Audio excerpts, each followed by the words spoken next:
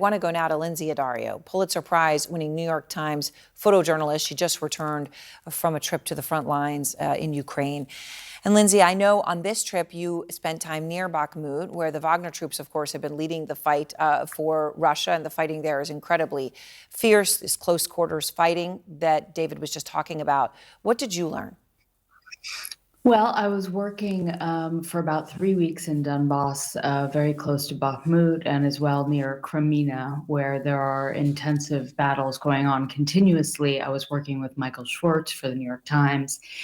And what we were seeing was sort of an endless trail of fighters going to and from the front line, a lot of wounded soldiers coming in, people talking about, how Russia is basically sending an endless supply of soldiers to the front to the fight, and really sort of dispensable soldiers that they clearly don't mind if they get killed in battle. And it's sort of wave after wave of Russian soldiers coming at them, some in ambushes, and some just sort of constantly targeting them. And so definitely there's been an uptick in fighting.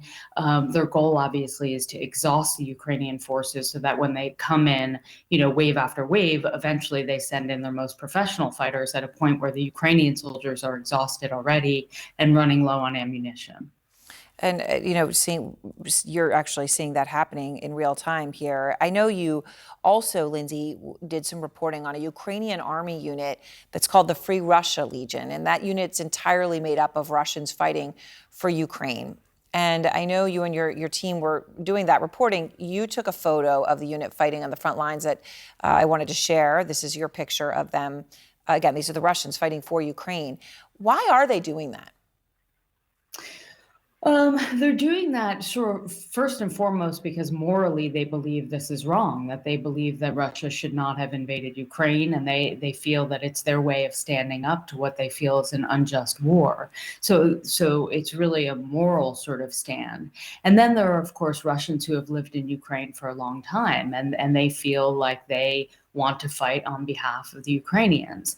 And then there's just, of course, people who detest Putin and want to sort of free their country from his leadership. So there are various reasons. We spoke to Michael Schwartz, was the reporter, and it was really, the story was led by him.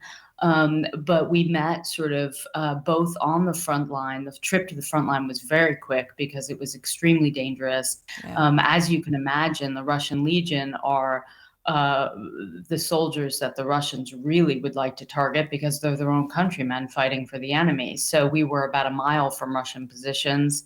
And so we did a trip there and we did a training.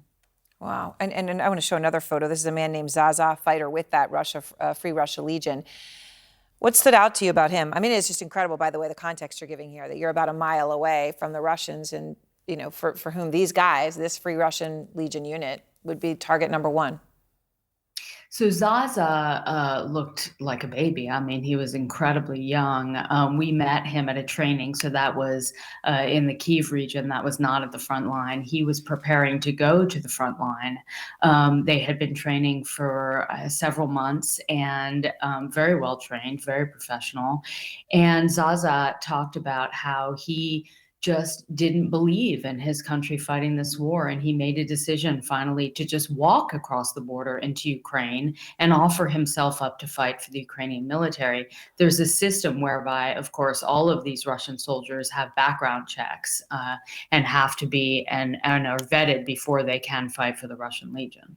Yeah, it is incredible, though, and incredible just to imagine what it would take at such a young point in your life to do that and to walk across that border. Incredible. Yeah, absolutely incredible. Yeah. Lindsay, thank you so much. I appreciate it. It is always Thank you, Anne. fantastic to speak to you and see your incredible work. Thank you.